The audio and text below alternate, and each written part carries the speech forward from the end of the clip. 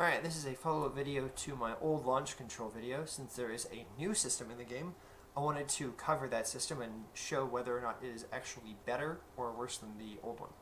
So the new launch control system is a toggleable assist.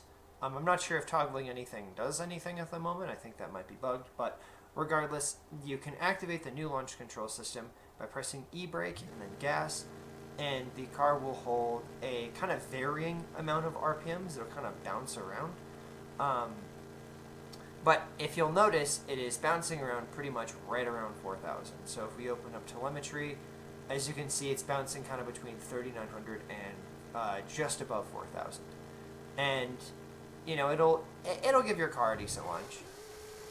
You know, it's not the best, but it's not terrible. It's better than just the double trigger method that would always pretty much hold your car at 2,000 RPM, which is just kind of slow.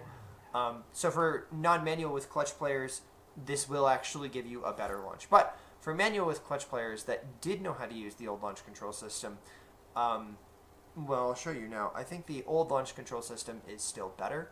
So if we reactivate the old launch control system with just the regular brake and the gas, you can still do the clutch thing where you can get the revs to fly up and then catch them. And as you can see here, we're holding the revs above what the game was giving us previously. So you can see that I'm holding them at 4,400. And this will obviously give you a better launch, as well you're launching from a slightly higher RPM. But more importantly is you can still choose your launch RPM. So, you know, if I want to launch the absolute max RPM from what this launch control can give me, you know, I'm given a little bit higher of an RPM. I can go kind of somewhere just above 4,400. But if I want to let it drop down to, like, you know, 3,000, I can hold it at 3,000. And so you can customize your launch and kind of tune in both your launch and your tunes separately, whereas this launch control system, the new one, just lets you hold one. It doesn't, the clutch doesn't do anything. The regular brake just kind of, you know, it reactivates the other launch control system. So you only get the one launch RPM with the new system. And so because of that, I think the old system is just better, and I don't think anything has changed for drag racing in free roam. So unfortunately, I think this system is not as good as it could have been. This could have been a complete override of the old system, which is a little janky and inconsistent. But at a bare minimum, it gives non-manual with clutch players a good way to have a launch control. I just found something out, and I wanted to do a quick update. The clips you see before this were all filmed with this car not having the turbos with anti-lag installed, just the car as is pre-patch.